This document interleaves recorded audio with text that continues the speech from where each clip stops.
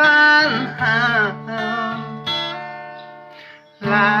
นอยู่ไกลยายคือสิเหงา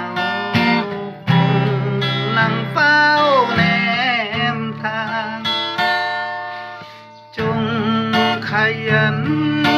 คันบ่ฮู้ให้ถามหยังเฮ็ดตามยายสั่งความเหน็ดเหนื่อยเอามาเป็นพลังเพื่อความหวังฝันเกี่ยวเข้าละบ่เหนื่อยแล้วก็พอเด้อยายเงินส่งไปจ้างเขาเกี่ยวก็แล้วกันกะย้อนหูว่ายายเท่าปันใดกะมันหลานเป็นห่วงอีหลีเดือนพุ่มพวงคือจังเป็นหมู่คนเหงาฝากคำเว้าไปทีว่าคิดฮอดยายคิดฮอดอีหลีอยากสิหนีเมื่อบ้าน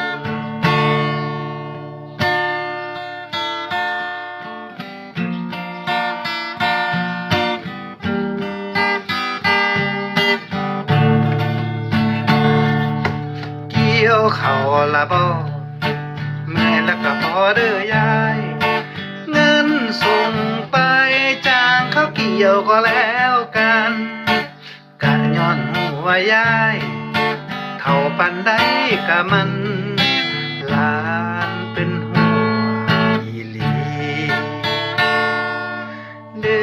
อนพุ่มพวงคือจังเป็นหมู่คนเหงาฝากคำเว้าไปทีว่าคิดฮอดยายคิดฮอดอีหลี